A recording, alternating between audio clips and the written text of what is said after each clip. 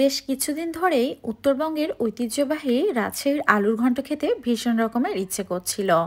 এই জন্য আজকে মনে হলো যে আলুর ঘন্টটা করেই ফেলি। তো এইদিকে সকাল সকাল খালাও চলে এসেছে কাজে। তো খালাকে বললাম যে আগে আমাকে সব কাজ বাদ দিয়ে আলুগুলো ছিলে দেন, আর এগুলো সুন্দর মতো আমি পরিষ্কার করে ধুয়ে সেদ্ধ করে নিয়েছি। আর অনেক বেশি গরম ছিল, এই জন্য একটু পানি দিয়ে ধুয়ে নিলাম যাতে একটু করে তাড়াতাড়ি ঠান্ডা হয়ে যায়।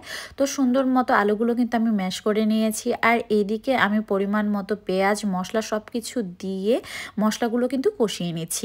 তো প্রায় 2 মিনিটের মতো মশলাগুলো আমি কষিয়ে নেওয়ার পর এখানে আমি মাছগুলো দিয়ে দিলাম এবং সুন্দর মতো নাড়াচাড়া করে কিছুক্ষণ আমি ঢেকে রেখেছিলাম। তারপর যখন মাছটা সেদ্ধ হয়ে গেছে আর পানিটাও শুকিয়ে এসেছে, আর মাছগুলো খুন্তির সাহায্যে দেখেন একবারে আমি মশলার সাথে মিক্সড করে নিলাম। আর তারপর যে আলুগুলো রেখেছিলাম সবগুলো এই মাছ আর মশলার মধ্যে দিয়ে দিলাম। আর এই আলু ঘন্ট করার সময় কিন্তু সব সময় নাড়তে হয়, না হলে কিন্তু নিচ থেকে একদম লেগে যাবে। এই জন্য রান্না শুরু থেকে শেষ পর্যন্ত এই আলুর ঘন্টকে কিন্তু নাড়াচাড়া করতে হয়। আমি আপনাদেরকে কোনো ধরনের রেসিপি দেখাচ্ছি না, আমি যেভাবে রান্না করি ঠিক সেইভাবে আপনাদের সাথে শেয়ার করছি। তো আলু ঘন্টটা প্রায় 15 থেকে 20 মিনিট কষিয়ে নেওয়ার পর তারপর পরিমাণ মতো কিন্তু আমি আবার গরম পানি অ্যাড করে দিয়েছিলাম। আর এই তো ফাইনালি আমার রান্না কিন্তু হয়ে গেছে।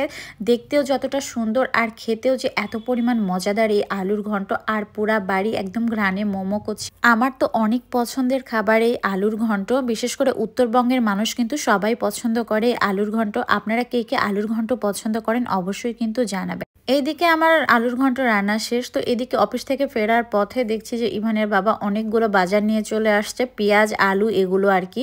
তো দেখছিলাম যে অনেক পেঁয়াজ অনেক আলু, তো বললাম এত কেন একসাথে? তো বললো আজকে নাকি পেঁয়াজের দাম কম, 45 টাকা কেজি নিয়েছে, তো কিছুদিন পর নাকি আরও বেড়ে যাবে, এই জন্য এক গাদা পেঁয়াজ আর আলু নিয়ে চলে আসছে। আর এইদিকে আমার রসুনগুলো একদম নষ্ট হয়ে যাচ্ছিল, ঠোসা হয়ে যাচ্ছিল শুকিয়ে।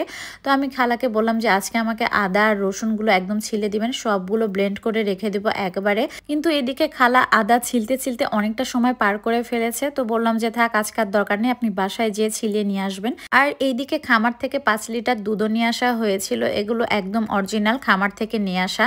আর এদিকে দেখছি যে এর মাঝে বাহিরে বাতাস শুরু হয়ে গেছে, যেহেতু এখন বৈশাখ মাস, তো এইরকম হোঁঠাটি হবে। আর এইদিকে আমার ইভান সোনা স্কুল থেকে ফেরার পথে আমার জন্য সিঙ্গারা নিয়ে আসছে, কারণ সে জানে তার মাম্মাম সিঙ্গারা খেতে পছন্দ করে, এই জন্য মাঝে মাঝে আমার জন্য সিঙ্গারা নিয়ে আসে। আর এইদিকে আমার ছোট্ট সোনা পাখিটা খেতে বসেছে, সেও আলুর ঘন্ট অনেক বেশি পছন্দ করে। কিন্তু দেখেন কি করতেছে, একসাথে ভাতগুলো চেপে চেপে কেমন করে মাখছিল, দেখে আমি খুব হাসছিলাম আর খুব মজাও পাচ্ছি। আর এদিকে ইভান স্কুল থেকে এসে ড্রেসটা চেঞ্জ করে হোমওয়ার্ক নিয়ে বসে পড়েছে। আমার ছেলে কখনো কোনো কাজ ফেলে রাখে না। আমার ছেলেদের জন্য আপনারা দোয়া করবেন মন থেকে। আর আজকের ভিডিও এই পর্যন্তই। সবাই ভালো থাকবেন, সুস্থ থাকবেন, দেখা হবে নেক্সট ভিডিওতে। আল্লাহ হাফেজ, টাটা অ্যান্ড টেক কেয়ার।